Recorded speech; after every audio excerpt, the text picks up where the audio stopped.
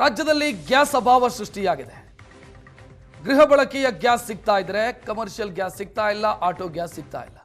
ಇದನ್ನೇ ಬಂಡವಾಳ ಮಾಡಿಕೊಂಡಿರುವಂತ ಕೆಲ ದಂಧೆಕೋರರು ಡೊಮೆಸ್ಟಿಕ್ ಗ್ಯಾಸ್ ಅನ್ನು ಬಳಸಿ, ಗೃಹ ಬಳಕೆಯ ಗ್ಯಾಸ್ ಅನ್ನು ಬಳಸಿ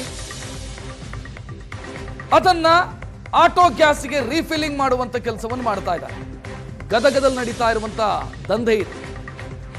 ಗೃಹ ಬಳಕೆಯ ಸಿಲಿಂಡರ್ ಬಳಸಿ ಆಟೋಗಳಿಗೆ ಫಿಲ್ಲಿಂಗ್ ಮಾಡಲಾಗ್ತಾ ಇದೆ.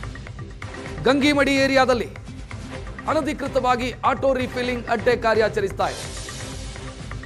ಅಂದ್ರೆ ಅಡುಗೆ ಅನಿಲ ಮನೆಗೆ ಏನು ಸರಬರಾಜಾಗುತ್ತೆ, ಡೊಮೆಸ್ಟಿಕ್ ಗ್ಯಾಸ್ ಸಿಲಿಂಡರ್ 14 kg ಅದನ್ನ ಆಟೋಗಳಿಗೆ ರೀಫಿಲ್ಲಿಂಗ್ ಮಾಡ್ತಿದ್ದಾರೆ ಅಂತ, ಆಟೋ ಗ್ಯಾಸ್ ಆಗಿ ಬಳಸ್ತಾ ಇದ್ದಾರೆ. ಚಿಕ್ಕ ಸಿಲಿಂಡರ್ ತುಂಬೋದಕ್ಕೆ 200 ರೂಪಾಯಿ ರೇಟ್ ಅನ್ನು ಫಿಕ್ಸ್ ಮಾಡಿದ್ದಾರೆ. ಅಂದ್ರೆ ಗ್ಯಾಸ್ ಸಿಲಿಂಡರ್ ತೆಗೆದುಕೊಂಡು ಬರಬೇಕು, ಇವ್ರ ಹತ್ರ ಕೊಟ್ಟರೆ ಅವರು ಅದನ್ನು ಫಿಲ್ ಮಾಡಿಕೊಡ್ತಾರೆ, ಅದಕ್ಕೆ 200 ರೂಪಾಯಿ ಚಾರ್ಜ್.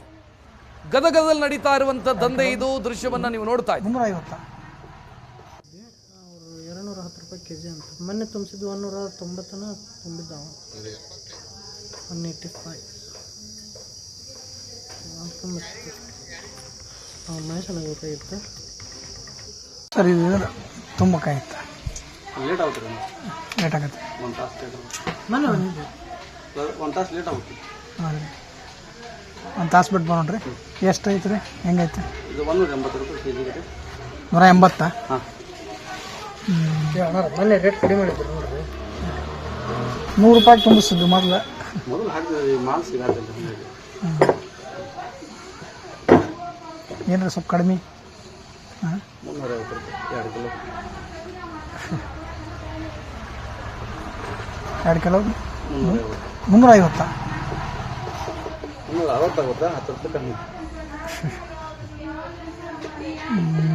ಮಧ್ಯಾಹ್ನ ಮೇಲೆ ಬರೋಣ ಸರ.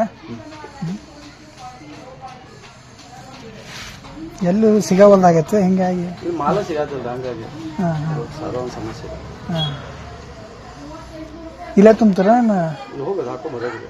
ಈಗ ಕೊಟ್ಟು ಹೋದ್ರೆ 1 ತಾಸು, ಮತ್ತೆ ಆಮೇಲೆ ನೀವು ಬಂದ್ರೆ ಮತ್ತೆ 1 ತಾಸು. ಮಧ್ಯಾಹ್ನ ಮೇಲೆ ಅದ ಸರ್, ಕೊಟ್ಟು ಹೋದ್ರು ನಾವು ಗುಡಾನ ಹಾಕೊಂಡ್ಬಂದು ಎಲ್ಲ ತುಂಬ್ಕೊಂಡ್ಬರ್ಬೇಕಾದ್ರೆ 1 ತಾಸು ಆಗುತ್ತೆ. ಈಗ ನೀವು ಆಮೇಲೆ ಬಂದು ಮಧ್ಯಾಹ್ನ ಮೇಲೆ ಕೊಟ್ಟು ಹೋದ್ರೆ ಮತ್ತೆ 1 ತಾಸು ಬಿಟ್ಟು ಬರ್ಬೇಕು. ಮತ್ತೆ ಹೊಳ್ಳಿ ಹಾಗೆ ಕೊಟ್ಟರೆ ನಮ್ಗೆ ಚಲೋ ಆಕತ್ತಂತ. ಮತ್ತು ದೂರ ಹೋಗಿ ಬರ್ಬೇಕು ನಾವು. ಅದಕ್ಕೆ ನಿಮ್ಗೆ ಅದಕ್ಕೆ ಸರ್, ಇದು ನಮ್ಮ ಗದಗ ನಗರದಲ್ಲಿ ಬೇಕಾಬಿಟ್ಟಿಯಾಗಿ ಒಟ್ಟ ಏನೂ ಸುರಕ್ಷತೆ ಇಲ್ಲದೇ ಪ್ರತಿದಿನ ಈ ಗ್ಯಾಸನ್ನು ಆಟೋಕ್ಕೆ ಮತ್ತು ಸಣ್ಣ ಸಣ್ಣ ಗ್ಯಾಸ್ ಒಳಗೆ ತುಂಬುವಂಥ ಕೆಲಸ ನಿರಂತರವಾಗಿ ನಡೀತಾ ಇದೆ. ಇದು ಒಂದು ರೀತಿ ಈ ಮಾಫಿಯಾ ಡಾನ್ಸ್ಗಳು ಸ್ಮಗ್ಲಿಂಗ್ ಮಾಡ್ತಾರಲ್ಲ, ಆ ರೀತಿ ಪ್ರತಿನಿತ್ಯ ರಾತ್ರಿ 11-12 ಗಂಟೆ ನಂತರ ಈ ಒಂದು ಕೆಲಸ ಮಾಡ್ತಾರೆ. ಇಲ್ಲೇ ಒಟ್ಟೆ ಯಾವುದೇ ರೀತಿ ಸುರಕ್ಷತೆ ಇಲ್ಲ. ಸುಮ್ಮನೆ ಬಂದವರಿಗೆ ಬೇಕಾಬಿಟ್ಟಿಯಾಗಿ ರಸ್ತೆದೊಳಗೆ ಮಧ್ಯದೊಳಗೆ ನಿಂತು ಒಂದು ಸಿಲಿಂಡ್ರಿಂದ ಇನ್ನೊಂದು ಸಿಲಿಂಡ್ರಿಗೆ ಡಂಪ್ ಮಾಡುವಂಥದ್ದು ಯಾವುದೂ ಸುರಕ್ಷತೆ ಇಲ್ಲ, ಡಂಪ್ ಮಾಡಿ ಕಳ್ಸ ಅಂತಾರೆ. ಮತ್ತು ಅದ್ರ ಜೊತೆನೇ ಈ ಆಟೋಗಳಿಗೂ ಕೂಡ. ಹೆಚ್ಚಿನ ಡೀಟೇಲ್ ನೀಡೋದಕ್ಕೆ ನಮ್ಮ ಪ್ರತಿನಿಧಿ ಗಿರೀಶ್ ಫೋನ್ ಸಂಪರ್ಕದಲ್ಲಿ. ಗಿರೀಶ್, ದೇಶಕ್ಕೆ ಏನೇ ಸಮಸ್ಯೆ ಆಗಲಿ, ಜನ ಏನೇ ಸಂಕಷ್ಟ ಅನುಭವಿಸಲಿ, ಈ ದಂಧೆಕೋರರು ಅದರಲ್ಲೂ ಲಾಭ ಮಾಡ್ಕೊಳ್ತಾರಲ್ವಾ ಅಂತ. ಹೌದು ರಕ್ಷತ್, ಈ ಕ್ಷಣದವರೆಗೂ ನರಗುಂದದಲ್ಲಿ ಒಂದ್ ರೀತಿಯ ಆತಂಕ ಇದೆ. ಅಂದ್ರೆ ಡೊಮೆಸ್ಟಿಕ್ ಸಿಲಿಂಡರ್ ಸಪ್ಲೈ ಆಗಲ್ಲ ಅನ್ನೋ ಆತಂಕದಿಂದಾಗಿ ಕಿಲೋಮೀಟರ್ ಗಂಟ್ಲೆ ಕ್ಯೂ ನಿಲ್ಲುವಂತಹ ಪರಿಸ್ಥಿತಿ ಇದೆ. ಆದ್ರೆ ಈ ದಂಧೆಕೋರರಿಗೆ ಅದೇ ಡೊಮೆಸ್ಟಿಕ್ ಸಿಲಿಂಡರ್ ಸರಾಗವಾಗಿ ಸಿಗುತ್ತೆ. ಗೃಹ ಬಳಕೆಗೆ 15ರಿಂದ 20 ದಿನದ ಮೊದಲೇ ಬುಕ್ ಮಾಡಬೇಕಾಗುತ್ತೆ. ಆದ್ರೆ ಈ ದಂಧೆಕೋರರಿಗೆ ನೇರವಾಗಿ ಈ ಸಿಲಿಂಡರ್ ತಲುಪುತ್ತೆ. ಈ ಸಿಲಿಂಡರ್ನ ಸಾಮಾನ್ಯವಾಗಿ ಆಟೋಗಳಲ್ಲಿ, ಆಟೋ LPG ಬಂಕ್ಗಳಲ್ಲಿ ತುಂಬ್ತಾರೆ. ಅಲ್ಲಿ ಹೋದಂತ ಸಂದರ್ಭದಲ್ಲಿ 100ರಿಂದ 110 ರೂಪಾಯಿವರೆಗೆ ಚಾರ್ಜ್ ಮಾಡಲಾಗುತ್ತೆ. ಆದ್ರೆ ಇದೇ ದಂಧೆಕೋರರ ಬಳಿ ಅಂದ್ರೆ ಈ ಅಭಾವದ ಒಂದು ಒಂದ್ ರೀತಿಯ ನಾಟಕವನ್ನು ಮಾಡ್ತಾ ಇವರು 180ರಿಂದ 200 ರೂಪಾಯಿವರೆಗೂ ಚಾರ್ಜ್ ಮಾಡ್ತಾ ಇದ್ದಾರೆ. ಜೊತೆಗೆ ಚಿಕ್ಕ ಪುಟ್ಟ ಸಿಲಿಂಡರ್ಗಳಿಗೂ ಕೂಡ ಇವರು ತುಂಬಿಕೊಡ್ತಾರೆ. ಅಲ್ಲೂ ಕೂಡ ಲಾಭವನ್ನ ಮಾಡುವಂತಹ ಕೆಲಸಗಳನ್ನ ಮಾಡಲಾಗ್ತಾ ಇದೆ. ಸುಮಾರು 200 ರೂಪಾಯಿವರೆಗೂ ಈ ಚಾರ್ಜ್ ಮಾಡಲಾಗುತ್ತೆ.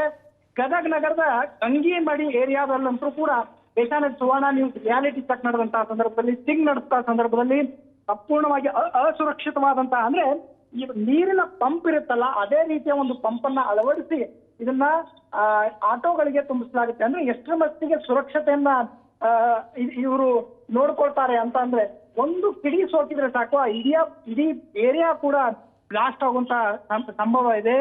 ಕೇವಲ ಇದು ಗಂಗಿಮಡಿಯ ದೃಶ್ಯಾವಳಿಗಳೆಲ್ಲ, ನಗರದ ರಾಚೋಟೇಶ್ವರ ನಗರ ಜೊತೆಗೆ ಜವಳಗಲ್ಲಿ, ಆಶ್ರಯ ಕಾಲನಿಯಲ್ಲೂ ಕೂಡ ಇದೇ ರೀತಿಯ ಸಣ್ಣ ಪುಟ್ಟ ಅಂಗಡಿಗಳಿಗೂ ಕೂಡ ಈ ರೀತಿಯ ಗ್ಯಾಸ್ ರೀಫಿಲ್ಲಿಂಗ್ ದಂಧೆ ನಡೀತಾ ಇದೆ. ಈ ಬಗ್ಗೆ ಆಹಾರ ಇಲಾಖೆ ಮತ್ತು ಪೊಲೀಸ್ ಇಲಾಖೆ ಒಂದು ರೀತಿಯ ಕಣ್ಣು ಜಾಣ ಕುರುಡುತನ ಏನೋ ಒಂದು ಮಾಡ್ತಾ ಇದೆ ಅನ್ನೋ ಸಂಶಯ ಕೂಡ ಈಗ ಜನಸಾಮಾನ್ಯರಲ್ಲಿ ಮೂಡಿರ್ತಕ್ಕಂಥದ್ದು. ಯಾಕಂದ್ರೆ ಆಹಾರ ಇಲಾಖೆಗೆ ಯಾರಾದ್ರೂ ಹೋಗಿ 20 ದಿನ ಆಯ್ತು ಸಿಗ್ತಾ ಇಲ್ಲ ಸಿಲಿಂಡರ್ ಅನ್ಕೊಳ್ಳಿಲ್ಲ, ಸಮಸ್ಯೆ ಆಗಿದೆ ಅಂತ ಹೇಳಿ ಸಮಜಾಯಿಷಿ ನೀಡಿ ಕಳಿಸುವಂತಹ ಅಧಿಕಾರಿಗಳು ಈ ರೀತಿ ಎಕ್ಕಿಲ್ಲದೆ ಅಂದ್ರೆ ಯಾವುದೇ ವ್ಯತ್ಯಯ ಇಲ್ಲದೆ ದಂಧೆಕೋರರಿಗೆ ಸಿಲಿಂಡರ್ ಸಪ್ಲೈ ಆಗ್ತಾ ಇದೆ, ಅದರಲ್ಲೂ ಕೂಡ ಡೊಮೆಸ್ಟಿಕ್ ಸಿಲಿಂಡರ್ ಸಪ್ಲೈ ಆಗ್ತಾ ಇದೆ. ಹೀಗಾಗಿ ಅಧಿಕಾರಿಗಳ ಇದರಲ್ಲಿ ಶಾಮೀಲಾಗಿರ್ತಕ್ಕಂಥದ್ದು ಮೇಲ್ನೋಟಕ್ಕೆ ಕಂಡು ಬರ್ತಾ ಇದೆ. ಈ ಬಗ್ಗೆ ಅಧಿಕಾರಿಗಳು ಕ್ರಮವನ್ನ ವಹಿಸಬೇಕು.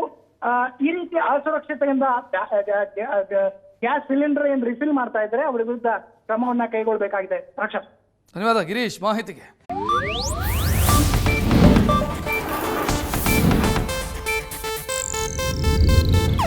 ಇದು ಏಷ್ಯಾನೆಟ್ ನ್ಯೂಸ್ ನೆಟ್ವರ್ಕ್ ಪ್ರಸ್ತುತಿ.